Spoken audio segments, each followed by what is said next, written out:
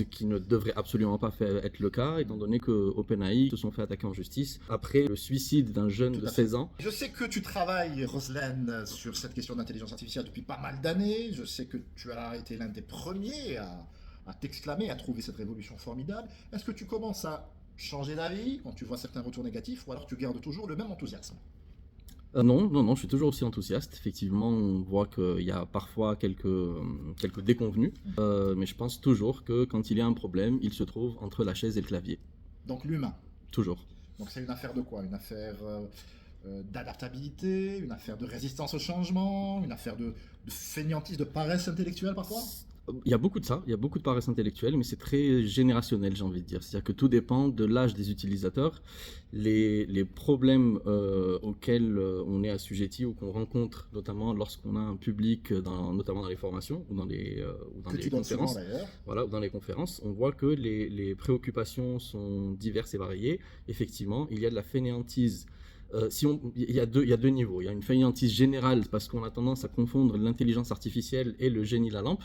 Donc on a tendance à beaucoup fantasmer sur ce que peut faire l'intelligence artificielle et on pense que c'est très très facile de faire quelque chose, il suffit d'y penser pour que l'intelligence, parce que je pense que ce mot prête à confusion, et on a tendance à penser que parce qu'elle nous répond comme un être humain, elle est capable de comprendre toutes les subtilités qu'il pourrait y avoir lors d'un échange entre êtres humains. De psychanalyste chez certains depuis pas mal de temps. Ce qui ne devrait absolument pas être le cas, étant donné qu'on a vu que OpenAI, qui sont les créateurs de ChatGPT, se sont fait attaquer en justice après le suicide d'un jeune de 16 ans qui a été aidé, entre guillemets, ou poussé, orienté, on va dire, à cause de ChatGPT.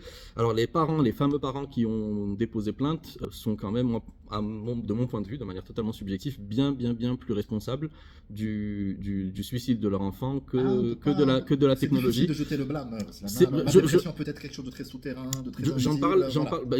Je me suis beaucoup intéressé au sujet lorsque c'est sorti. J'ai lu beaucoup d'articles, j'ai vu beaucoup d'interviews qui traitaient justement de ce cas spécifiquement.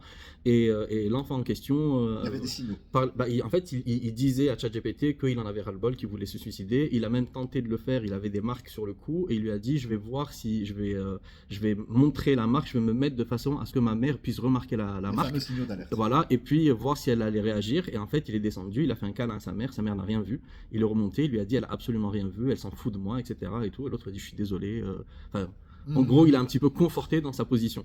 Mais au final, je pense que si la mère avait jeté un coup d'œil, elle avait vu, elle lui avait dit c'est quoi ça, et qu'elle s'était intéressée un petit peu plus à ce que faisait son enfant, peut-être on aurait évité ce genre de catastrophe. Donc, quel que soit X, je pense que la technologie est là, elle est disponible pour tout le monde. La manière dont on l'utilise dépend principalement de l'humain.